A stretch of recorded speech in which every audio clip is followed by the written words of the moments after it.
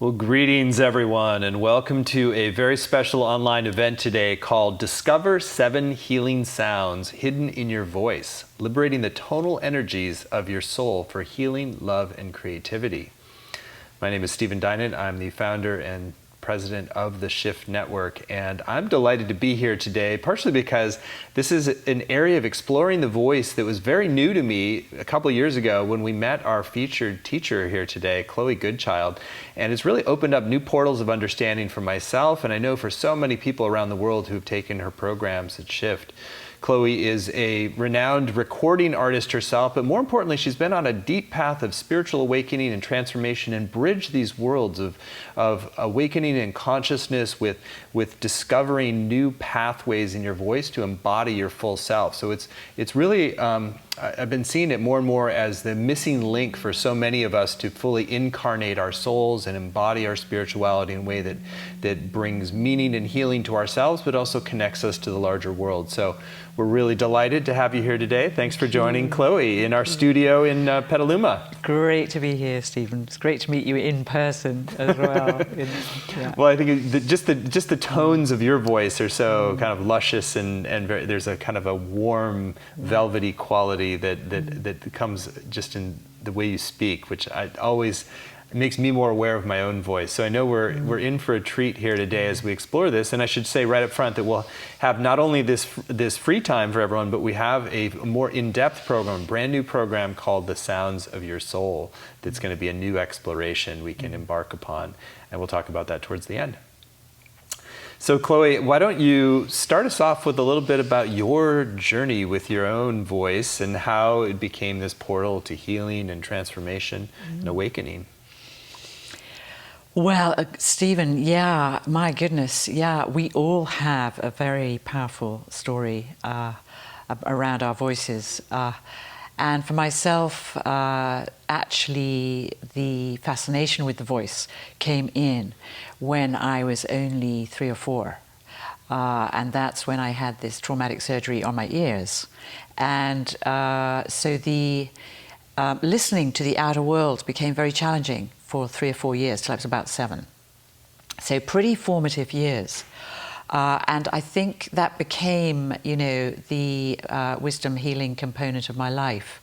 That as much as it was very challenging as a child to be taken out of school, to not be able to hear very well what people were saying on the surface of their words, nevertheless, when the hearing came back again, I realized that my relationship with sound was so affected that I noticed that when I was listening to people, I was listening to what they were telling me behind the words every bit as much as the words themselves. So I would get so fascinated by the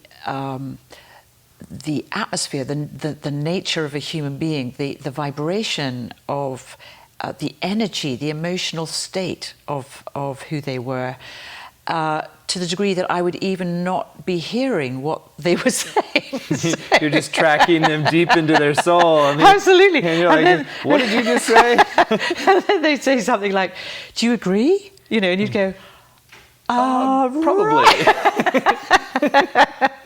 So, that was a real, I was going to say eye-opener, but ear-opener for me. And of course, what music and an appreciation of music, as in choral music, then became absolutely imperative. I just started playing, clarinets and cellos and joining every choral community that I could find. It seemed as if that was a great bridge. Certainly choral singing was a great bridge into remembering how to communicate socially with people in a kind of more everyday, normal way. So I got into trouble during that kind of transition period, which took me into sort of early teens, of being really quite a dreamy, clown-like person who would use humor a lot to get by, because somehow a lot of what was being spoken about and seemed really not very important to me.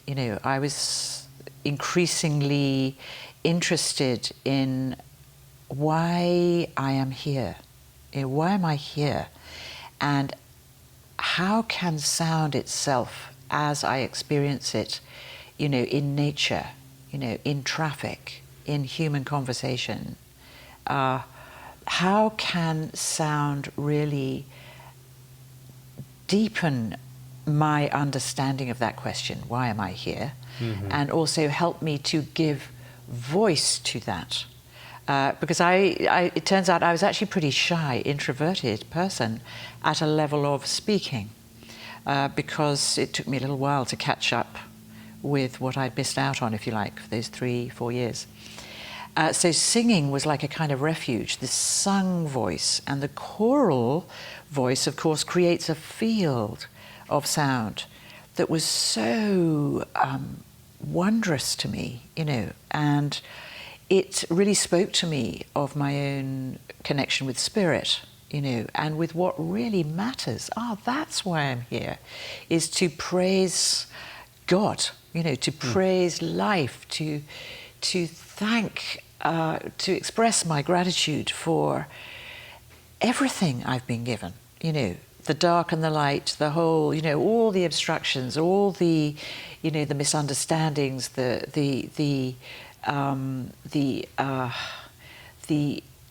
clunky, clumsy, difficult conversations, the longing to understand things that nobody could explain to me.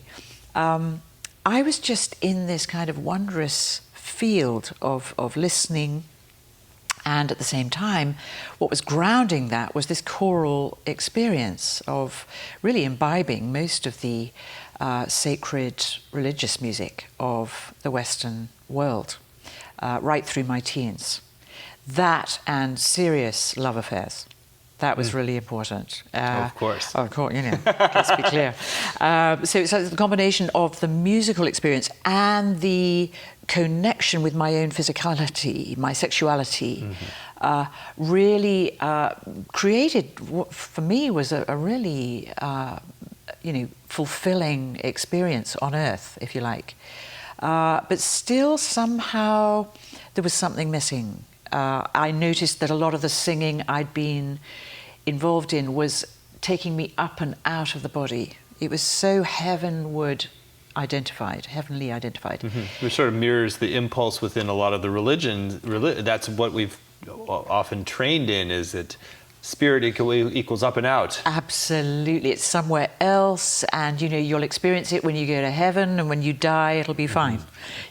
Great. That was not on my agenda. No good. So I had to find a music that really assisted me to bring that up and out, back down and in.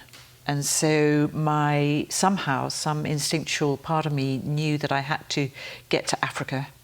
So I went to Africa for 7 months and spent time amidst, 5 or 6 different tribes, tribal communities, exploring how they might connect more deeply with each other and enjoy each other's cultural values, each other's languages, and so on. And that was just incredible, because singing was an essential part of that. As it is in many indigenous cultures, it's still... It's really true around the world. I mean, indigenous cultures, Christian cultures. In the East, it's like you've got mantras and all sorts of devotional singing. It's like the song is the universal pathway back to source. It absolutely is, And so that's really what we're here for, isn't it? Is to remember that. And moving on from Africa into India took me deeper into that remembrance, that this sound comes from the absolute source of my being. And so this is helping me to understand who I am, as a psychophysical, every bit as much as a spiritual seeker, and that was such a relief, Well, one thing I'm hearing in how you're talking about, there's this kind of like, as you were diving deeper into somebody's speech and sounds, you were discovering more about them, but that's also in you. So there's this kind of inward arc, but then there's the kind of incarnational outward expression too. Fabulous. So that it feels like your work is like doing both at the same time. Is that you're like discovering more of who you are, and then expressing that in a new way by opening your range. I think that those dual currents are really important. Absolutely. Thank you so much. I love the way you articulate what you hear too, which is why it's always so great to have conversations with you. That is absolutely the truth. And I always say to people in workshops or trainings or whatever, or right here, right now, is we teach what we need to learn. So I am probably one of the world's most vulnerable people, along with everybody else. And it's that vulnerability that really is such a gateway that we're going to be exploring in the next 7 weeks as well, as a spiritual practice, as an emotional conversation. And then how the music of vulnerability, how the sound of our vulnerability actually is a phenomenally efficient gateway back to source. Let's talk about healing sounds. So to some extent, the healing sounds are this discovery and expression bridge point. And so that you're talking about 7 healing sounds. So maybe we should share a little bit about the context, how you discovered that, how it relates with some other systems people might understand, and then how do we put that into practice?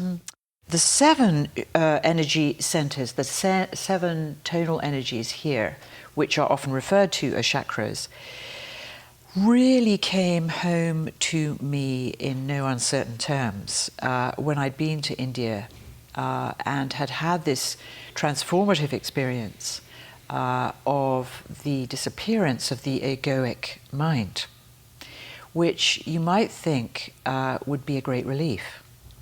And at one level it seriously was. It sort of generated a very sort of blissful state, a sense of oneness and harmony and complete connection with every single voice on this planet, at one level. And that would mean, meetings, just passing somebody in the street, or listening to an argument on a train, or listening to 2 birds, making a nest together, or resolving things in the family, constellation, absolutely everywhere. So what happened in India was I started to realize, okay, with this sense of oneness, was that the connection through the Indian system of singing, which is very much based on an unchanging root sound, right, which is called sa in India. And that sa is the root word of sattvic, harmony, and it basically means be here now. And does that correspond to the root chakra as well? That corresponds to the root chakra. Okay.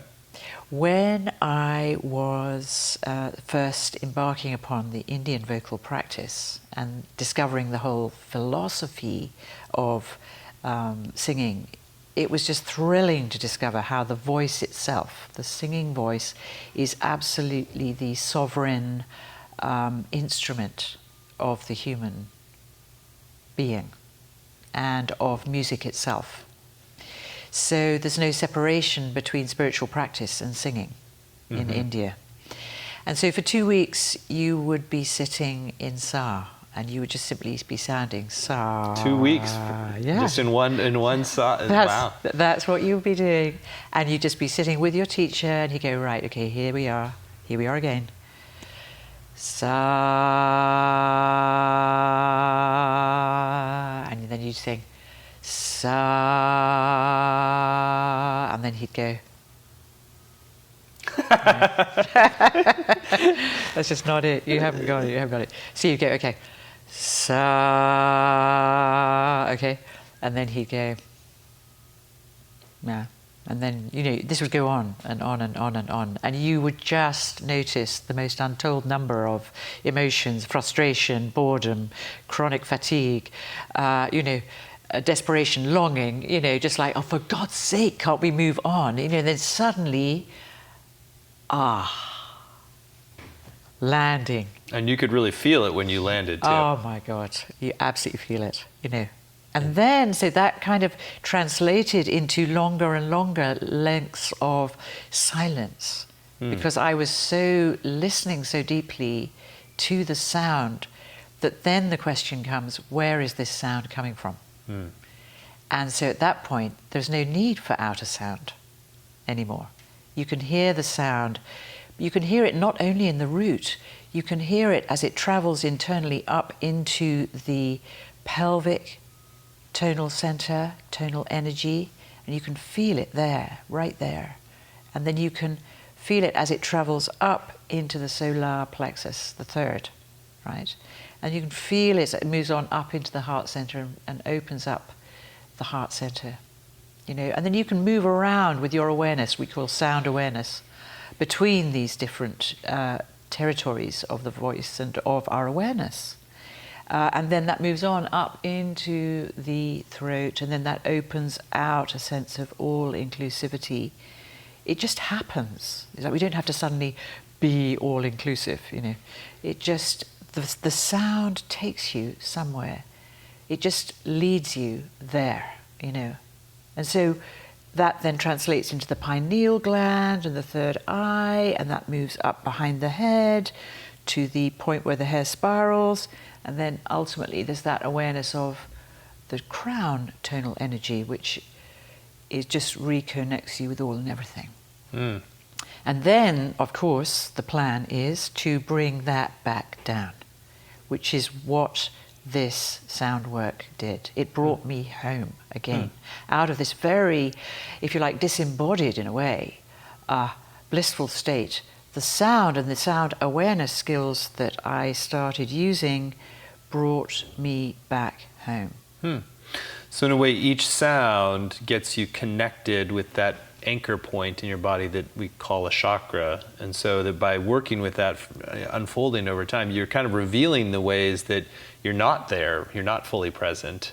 Exactly. And so your teacher's like, no. Yeah. And finally, okay, now you're getting it. But there's, I would say probably almost all of us are starting from some level of disembodiment, probably everybody.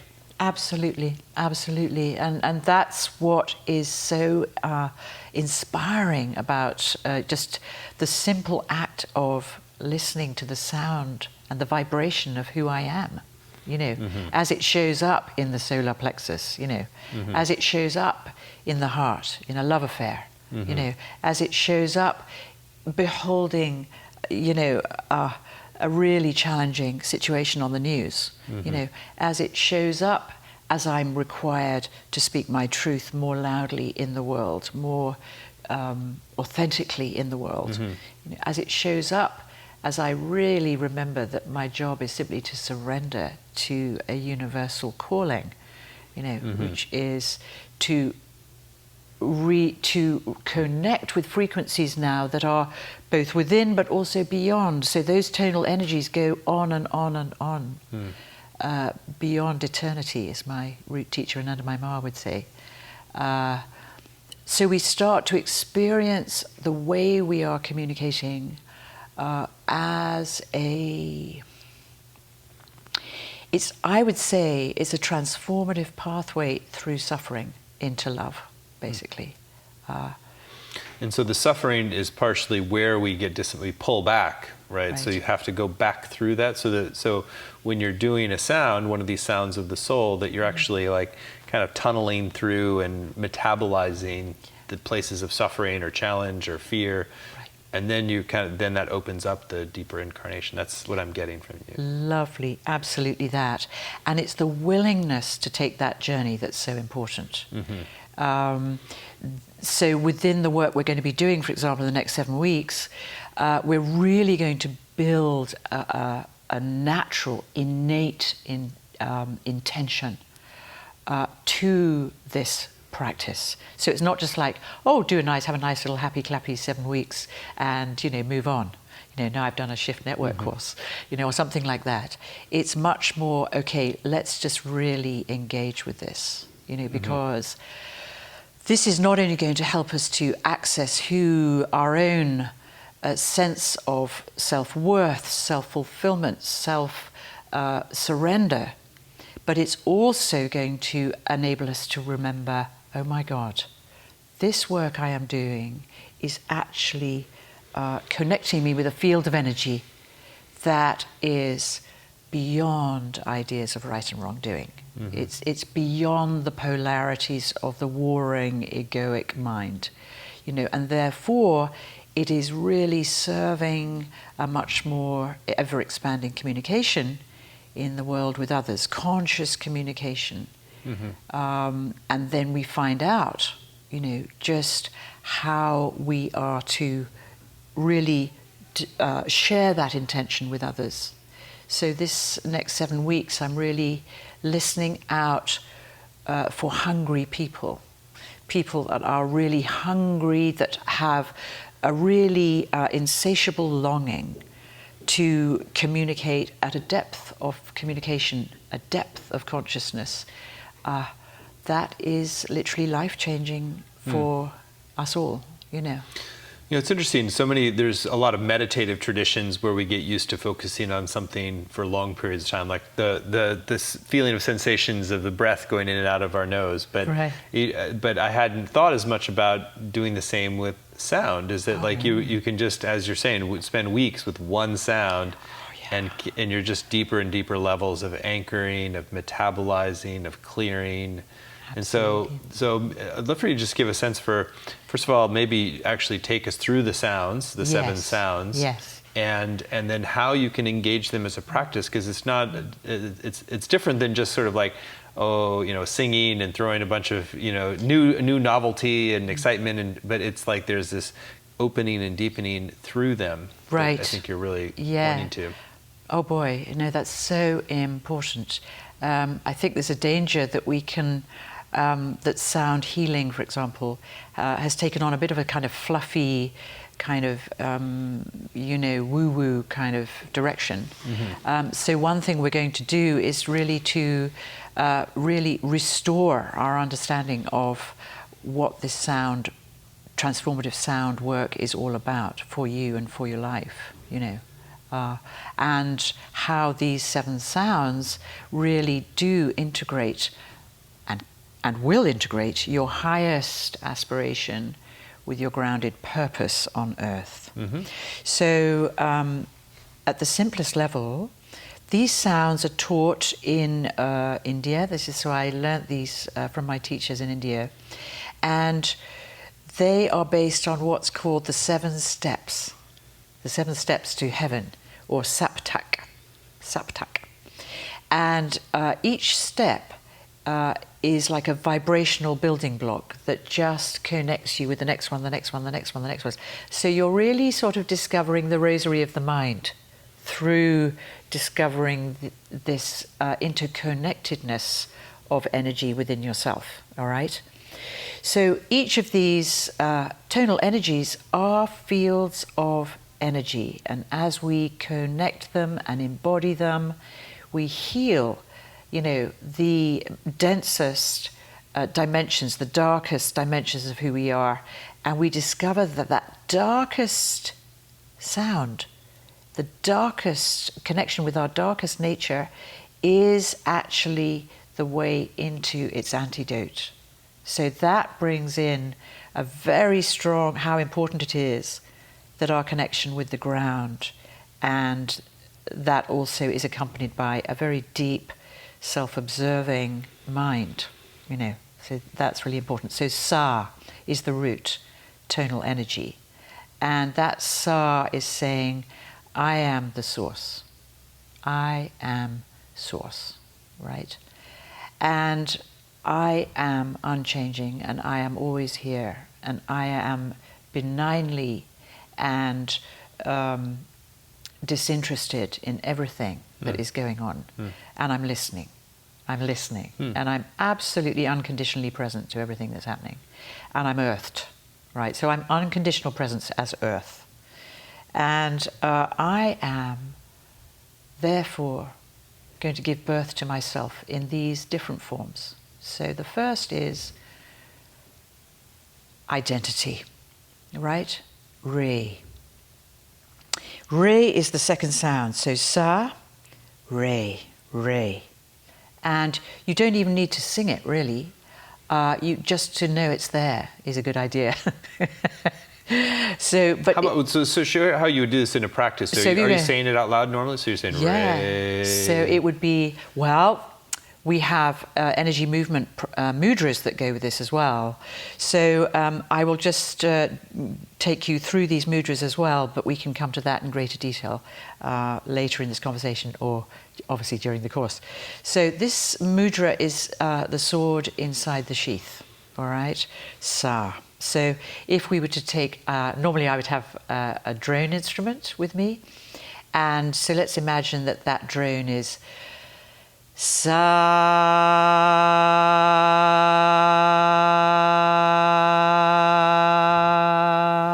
okay? And that's fundamentally going to stay the same. It's fundamental consciousness as Sa, all right? And then out of that, we give birth from source, I am, into I open, right? Identity. I meet my personal identity. This chakra, Svadhisthana, is known as the birth of ego, which I find very interesting. And of course, it's the realm of sexuality. So what we meet here is all the stories connected with relationship. Sa, and the eyes are closed for that one. Sa, and then you open your eyes. Re.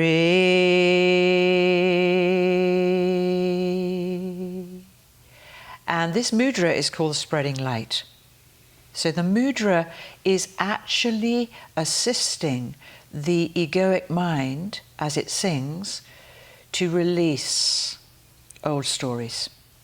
And this mudra, spreading light, is saying, actually, there's light coming out of these hands. I know you've got a really serious story. You've got many serious stories held right here. And there is light blasting through them. Yeah? Which is pretty far out, kind of koan in a way. So we don't have to get psychological. We can just, although we can, if you like, include the psychological story or the historical narrative, and then we can absolutely surround it in the light of the mudra, right? We then move from there up to, from source, identity, into willpower. So we're moving source, sa, re. Then the awareness is moving up to ga.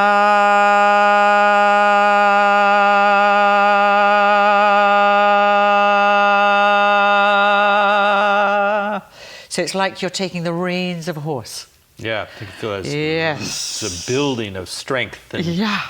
And believe it or not, when I was in Canada just recently, I actually shared these sounds with a draft horse. And it was mind-blowing what happened. I was literally right in front of it, as you are here. And so, sa, re, ga. And as I started the ga, it stopped munching. It stopped munching the grass, and it went.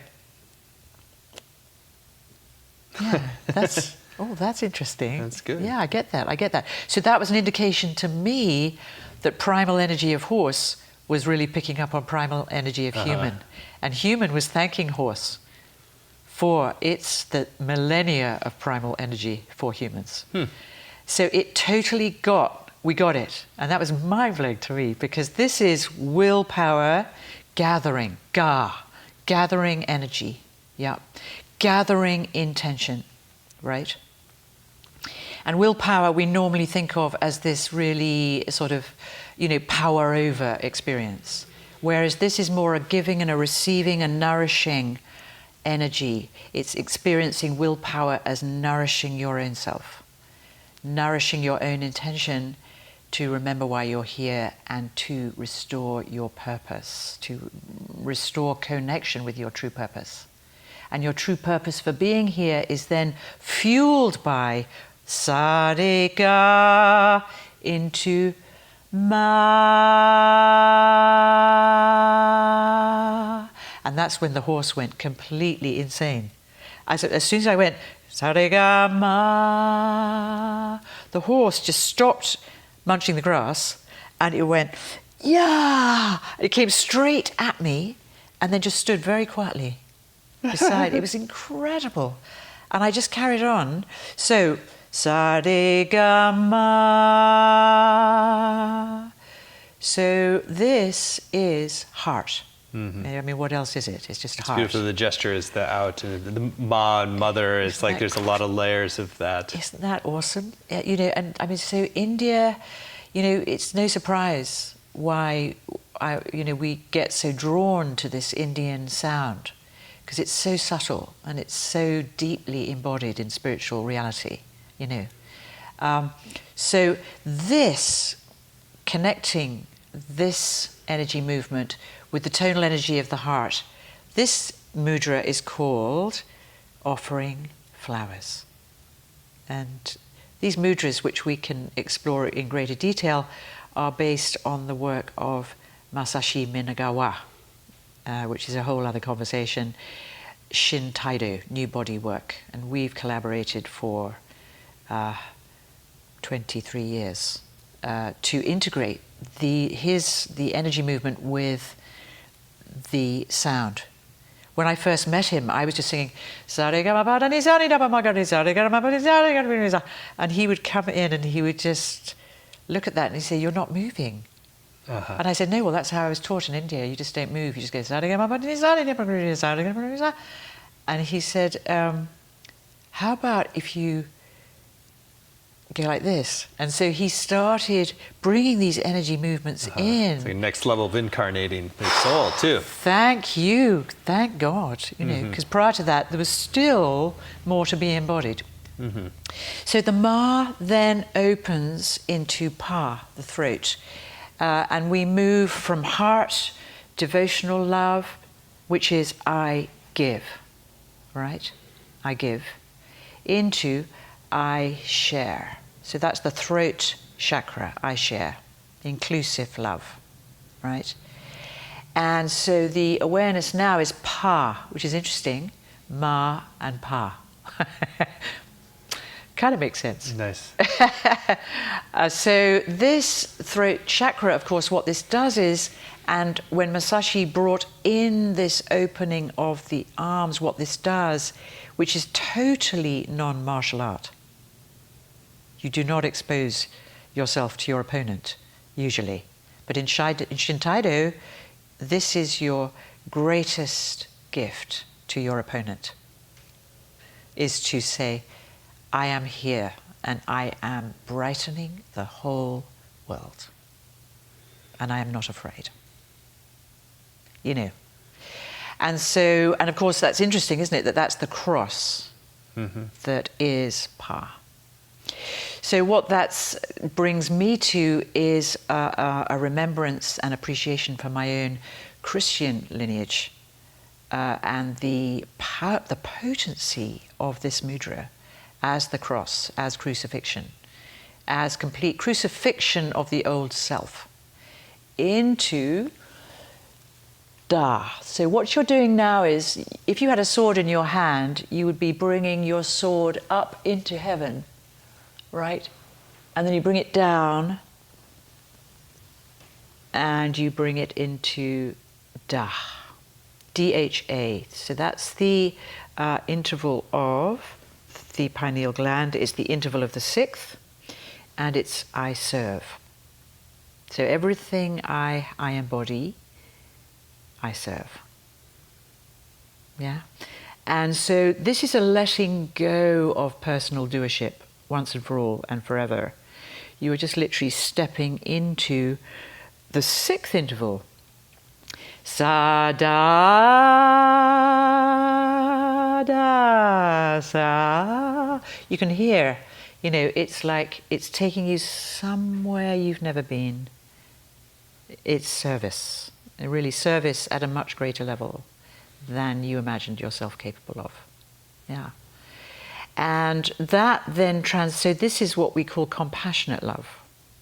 So this is the realm of compassionate love. I serve.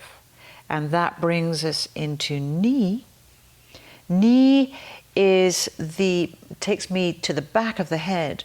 And of course what it does is it brings our awareness right into the third eye, back into the middle of the head, and then takes us on up through the crown into mystical love, right? I surrender. And there's something about the mudra itself, and it's the seventh interval. Sa. What is the sound? Ni. Ni. Sa re ga ma pa da ni. And then finally the seventh translates into Sa. Again, we're back. So we've left the 7 notes, in fact, and we've moved to the 8th, which is actually in the Indian system is called 1, which is nice.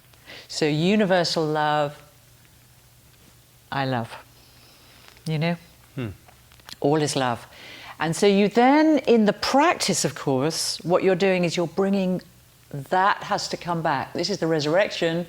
We're not just staying out there, we're not just dying, we are bringing it, all of that energy and that tonal awareness through our voices back into everyday life.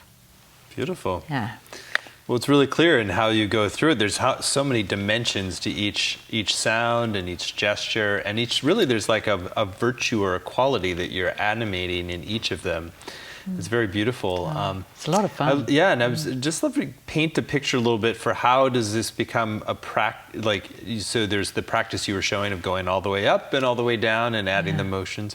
But also if there feels like there's particular challenges, let's say that you're really stirred up emotionally, do you then really focus on Ray for a while because there's more stuff, or if like you're feeling like you've been hurt, do you just do Ma for an hour or something? Absolutely that. Stephen, I mean, really what you're doing is, so you ask the emotion, where are you in my body? You know, and then you ask that emotion, what you find it, right? And you just say, where are you? How do you sound? And you just let it, this is where we come back to the music of vulnerability. You ask it to sound itself. It has a voice, a language, a music of its own, which, if we're willing to hear it, well, hear it, number 1, locate it, number 2, and 3, express it, very courageous, and then 4, which is the most important part of the practice, is to allow silence to follow it. And then in that silence, you ask the voice, what quality of silence did you leave behind? So that then marries the absolute obsession or fascination or habitual orientation towards suffering of whatever kind it is. It respects it in a whole new way. It gives it the original context of source to be heard in. So that connection with source is very important at this point. So it's not just like psychodramatic expressing the sound and hoping it'll go away, you know, which is still a mental experience. It has to be embodied. It has to be, the heart is listening. The heart may not be listening, right? So even still, you will say, where are you? If you're here and the heart is still closed, this energy here, if it's got too kind of banked up on itself because it hasn't been expressed, as soon as it's allowed to express itself, it can flow up and into the heart center. That's beautiful. So I wanted to also point, you had that noting that we often want to kind of make things go away, and this is sort of the opposite, that you're actually exploring into, and that allows a sort of completion, it sounds like. It's like you're helping for things to come to resolution or completion rather than make them go away. Exactly. In fact, you're inviting the emotional body in, you know. What's that lovely Rumi poem, learn the alchemy true human beings know. The moment you accept what troubles you've been given, the door will open. Welcome difficulty as a familiar comrade. Joke with torment brought by the friend. Imagine that, joke with torment brought by the friend. Sorrows are the rags of old clothes that serve to cover, then are taken off. That naked body, that undressing and the naked body underneath is the sweetness that comes after grief. So that's what we're listening for in the silence. So in a way, it's part of what, it's like you're in this very receptive place, but the sounds become like the massaging out of your system, like in a way, like you're bringing to the surface things that need, the sorrow, the grief, the loss. So that's where the healing is. It's like the sound is almost like it's like loosening it up around the edges. It's something that's been frozen. Absolutely that, absolutely that. Yes, you're melting old stuck energy with love, you know. And the love, you may say with love, well, that sounds fluffy. You know, you could just say with intention, you know, if you're just doing it with intention. I remember this woman who was a really manic depressive. The only reason she got out of bed every morning, every Tuesday morning, was to come to our voice workshop group. And she would come into the session and she would just, hey, you know, it was like, I'm struggling with my monster, you know, and all of this. And I go, wow, that's great, you know. And she was so surprised not to be opposed or to be analysed or to be straitjacketed or to be sort of contained mentally, that she carried on. She's now a very successful lead singer of a Latin band. No kidding. Yeah. That's a great story. Depression gone. And that's a very interesting territory, the territory of depression. It's very interesting now. There's a new science, a relatively new science called neuromusicology, which is exploring the power of singing on the brain. Apparently, even thinking about singing, every bit as much as singing, lights up the brain in ways that hasn't been scanned quite like that before. Well, that has a profound implications for all the people who are like, oh, I'm not musical or I'm not a singer. It's like you're shutting off this whole mechanism for opening up to different, you know, neural potentials too. Absolutely, all of that. So it's well, I love your story with the Latin singer, and maybe is that something that people can use at home to just let themselves kind of rip like that? Absolutely. I mean, if you think about it, that's how we started out as children. You know, we started out just, you know, rip-roaring and roaring around the house and calling out, and then gradually and slowly but surely, parental social conditioning said, stop that, or don't do that, or keep quiet, or just mouth the music, don't sing even. And so what we're encouraging is a return to a kind of conscious version of childlike, you know, tantrums. A little vocal tantrum and free yourself up. Exactly. So you just literally, I mean, you know, you just simply just start. You just say what you ask yourself, what would you have me sing? So who are you asking? I'm asking my soul. What would you have me sing at that point? Yeah, or I'm just asking myself. And so I'm just standing somewhere. I may be at a bus stop. I may be in the bank, or I may just be in the quiet of my own home. Usually the quiet of my own home. You know, people in Ireland, my Irish students love singing everywhere, you know, so they practice in the high street and, you know. In England, they're a little like, what are you doing? England is a little bit more like, let's just keep that in, shall we? A little bit. San Francisco, it's like, yeah, go on. Somebody's saying. So you just simply just take a breath in and you sigh out. And you take another breath in and you go, yeah, I can do this. And then you just start to hear what the sound is, that what's the quality of the sound that wants to come out. It might just be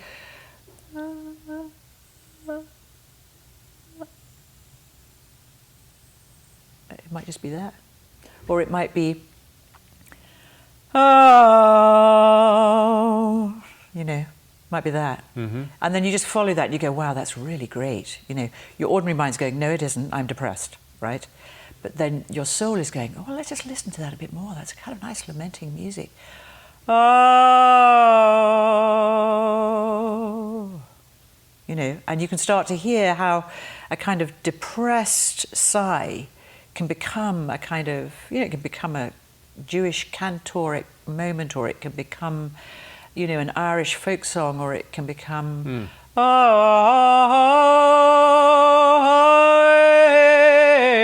it can be some kind of blues thing, which is so compelling. The soul loves that. And suddenly it's like, wow, I find this kind of, what was originally a depressed state is actually, it's got a lot of energy in it. I'm going to use this energy,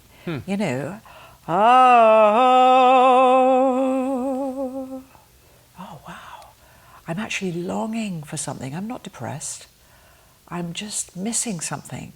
I want something. I'm looking. I'm listening. I want to find something I haven't got. Oh, sarigama. So as you become more conscious of how these sounds can help you, you go, oh my God, I'm singing Ma. Sarigama. It's beautiful. Yeah, and then suddenly depression is this incredible music. Yeah. We miss it. We get busy giving ourselves drugs and medication and going, stop that feeling. Let's. Yeah. What I was witness in watching you is it's like there's these layers, and it's like if you just give yourself permission to let the deeper intelligence move through your voice and sounds, then it's like the layers start kind of peeling back and opening up new. And so there's like we were talking about with Ni, is like the surrender, is like you're surrendering to the vibrational current moving through you, and that opens up all kinds of new possibilities. Including a lot of laughter. Nice, you say nay. I'm sure there's no accident. They were onto a lot of metaphysical truths.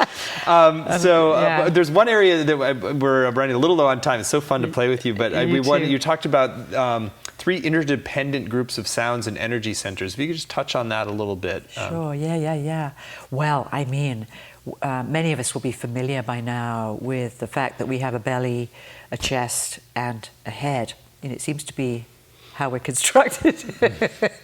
And so obviously the belly it's like the ground of the nervous system.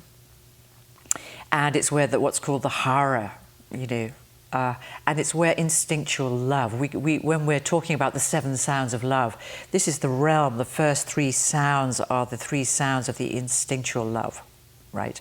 And the more that we start really focusing on the energy of sound that is found here as love. Oh my God, I saw 2 people in the airport yesterday just meeting each other. Oh my God, we were all just captivated.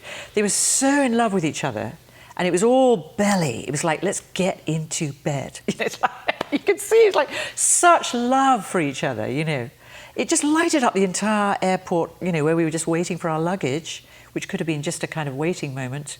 Suddenly was lighted up with this belly energy, what felt like really healthy love belly energy. So that energy was also fueled by the heart center, the intuitive love, music of intuitive love. So it's where we move from a my will, strengthening healthy ego, my will, personal self, personal health, as that moves into what we call thy will. So my will, sariga, into thy will. All right, an offering, the heart center. So this realm here is the receiving and giving of love. We're opening up our capacity for the intuitive heart, the intuitive mind, to really filter out into the everyday life. So the sounds of ga and ma and pa are really instrumental in really reinforcing and opening up the heart center in the most glorious way, and especially if my will is strong, into thy will. That then moves into the higher cerebral center, where the front cortex lifts off into that will, right? So the sound of that, what is the sound of that? Yeah? To hear that which once heard, the desire to hear anything else disappears forever. To see that which once seen, the desire to see anything else disappears forever. So that sense of that will, that being interconnected web of life, quantum consciousness. Yeah, just I am a field of love. And everything, all 150,000 trillion cells are singing. Everything is singing. Everything is music. It connects back to your original impulse to sing, to praise, of gratitude for existence. Exactly. And it's really clear. There's so much more we could go into because it's really fascinating the way you've helped to open up sound as a spiritual pathway to both realization and full embodiment of our souls, and it's really beautiful. And so I wanted to take a little time now to talk more explicitly about your upcoming programs, as I know people are going to be inspired by this and want to go further and really deepen this as a practice. It's, as I said at the start, I really see this as a missing link in many ways. And so we've inherited so many quietistic practices that don't allow us to move and embody, and the voice is such as so many layers that can open up, and each sound can be a magnet for really bringing to the surface whatever's incomplete, whatever needs healing, whatever needs love and attention. So it's really a great gift to bring this forward. So I'll share a little bit. So the program that Chloe's going to be offering is called The Sounds of Your Soul: Dynamic Vocal Practices to Expand Your Expression, Creativity, and Capacity for Love. So this is going to be a 7-week program. It's a brand new program that has there's some pieces that are connected to other courses you've taught, but there's a lot of new material here and a chance to really deepen into some of the most powerful practices that you've been offering. So you can see the program at soundsofyoursoul.com. Again, that's soundsofyoursoul.com. And Chloe, I'd love for you in your own words to share, what are you most excited about that people are going to come away with from this program? And then give us a bit of a tour of and highlights of what you're going to be teaching. Well, I think what gives me most joy is just knowing that this work and sound itself is really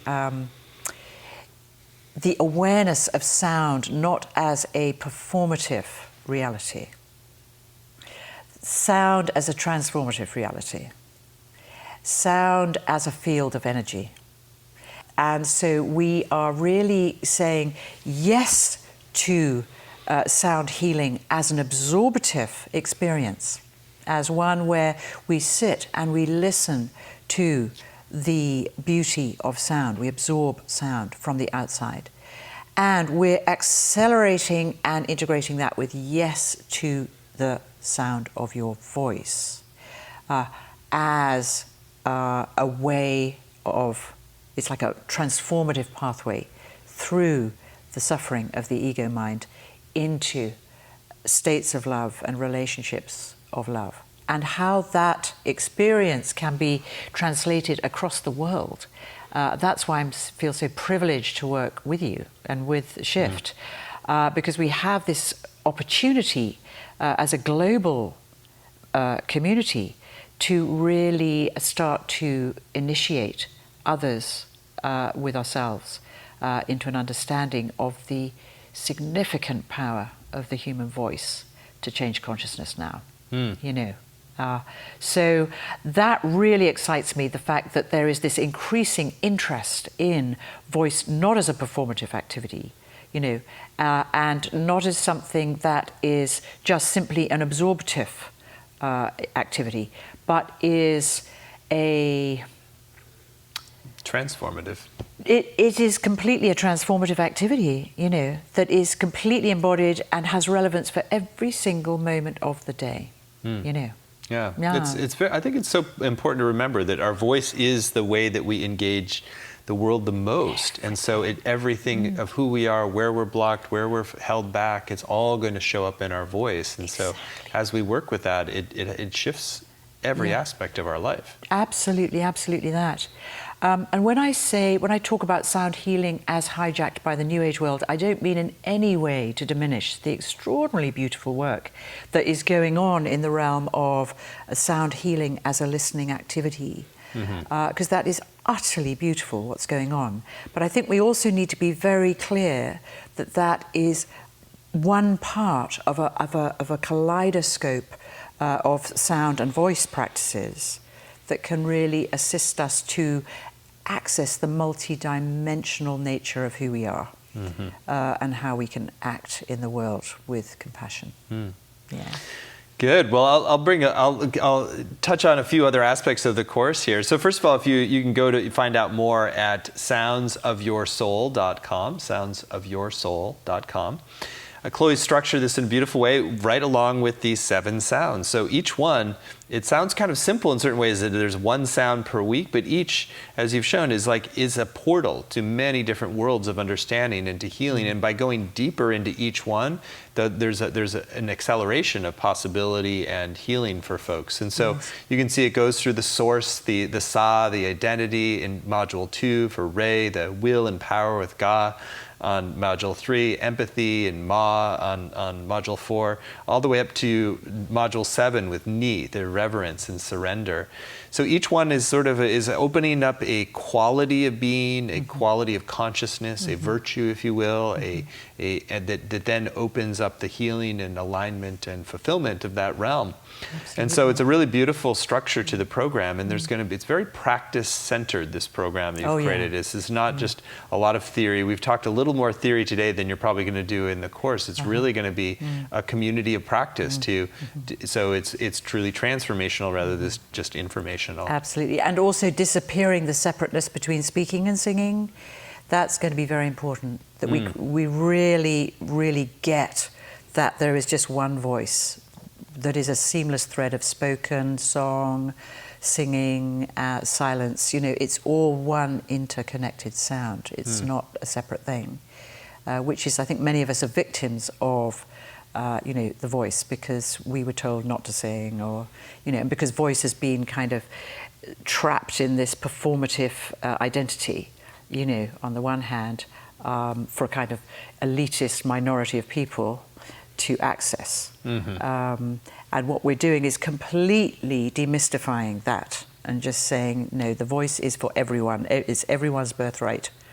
Makes total sense. Oh how my could God, it be anything but? That's what's going on. It is. Great. Well, I'll say a few more things about the program. So again, you can find all the details at soundsofyoursoul.com. It's going to be 7 90-minute class sessions that include a lot of live interactive time. There's going to be Q&A time, practice time together. This is all on video, so you get video recordings, you get audio recordings that allows you to practice in the car, and so you really have an opportunity. We'll even do transcripts, so you word-for-word transcripts. There's going to be a Facebook community that allows people to go deeper. Also, there's a chance to do breakout groups via Zoom, which is really great, so you can see other people in your breakout groups. And there's a lot of extra great bonuses. So there's, first of all, a conversation between Chloe and some of her favorite transformational teachers. There's a whole bunch of dialogues that we're going to be including. Oh, yeah. And you can see more on the page. You want to name a few? I'm more than happy to. I'm very glad that so far the poet Mark Nepo and I are going to do a dialogue together, really exploring how the naked voice as poetry, poetic song. Beautiful. Miranda McPherson and I are just about to do a dialogue together on the grace of the voice. And I'm going to be talking with Andrew Harvey, one of my oldest friends. Some of my favorite people. Just a few people like that. And then Per Bristow, which you may or may not know, is doing this extraordinary work with the voice called the Singing Zone. and he's doing it's like kind of the Tony Robbins of singing. It's absolutely brilliant. I'm trying to figure that out. Tony Robbins of singing. It's like it brings up an interesting image. So great guy, absolutely great guy. So really, really very authentically assisting large numbers of people in a very small hotel rooms to really find their voice in a very dramatic way and very authentic way, very effective way.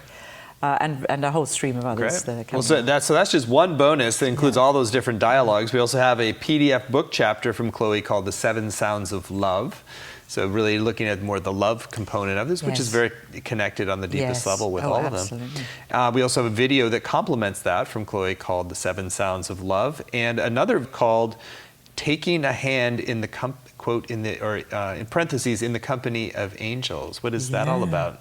Well, I'm starting up a new project of recording new music and new music material called Songs for Big Spaces, which I'm really excited about. I look forward to sharing more with you about that. And probably some of that music I'll bring into the course. Very happy to do that. This particular piece, Taking a Hand in the Company of Angels, is a track from a very dear friend of mine, a remarkable jazz musician who's based in London, BBC editor, and his engineer is Jimi Hendrix's sound engineer. And I spent 8 wonderful hours singing and recording with them. And this particular track is the distillation of that day. And at the end of the day, the sound engineer said to me, great guy, and he said, this is just like Jimi Hendrix without the drugs. Some interesting imagery here. The Tony Robbins of singing, Jimi Hendrix. So you're letting our imagination run wild with these.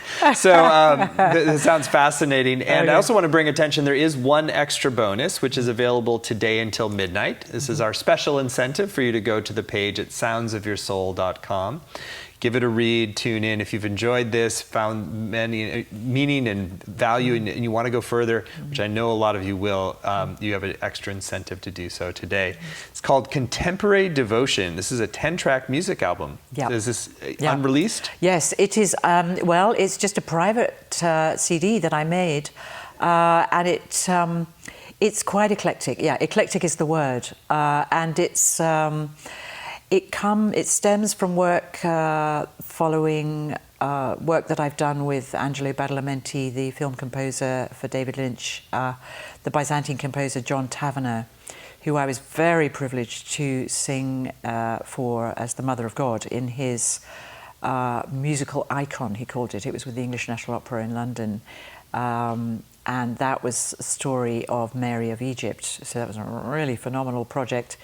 And then, so I've made a piece of music on this album, which is really dedicated to him. He died recently, and it's really very much inspired by the Byzantine music, which is no bar lines, is just very, I would say it's the closest that we come to our experience of microtonal Indian voice. And the Byzantine tradition, obviously, which is the Christian tradition, really started out from the same place of connection with sound, at that really embodied microtonal arrhythmic place. Oh, so gorgeous. So many worlds open up when you're talking about these. It's like there's this a whole new universe of possibilities. So that's a great extra bonus when you sign up by midnight tonight at soundsofyoursoul.com.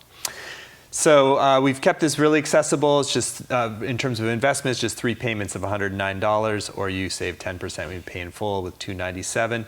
There's some great testimonials on the page. I encourage you to read them. Just people, this is powerful spiritual work that's also fun. It's enlivening. It's joyful. It's not just heavy. It's like healing, but there's some good playful laughter. And it's just as you do funny things. There have been other times we've done introductory events, and I'm doing Stephen, and just exploring different facets of my own voice, and it breaks patterns that you're used to around how you speak and how you move and how you open your voice, and so it's really wonderful.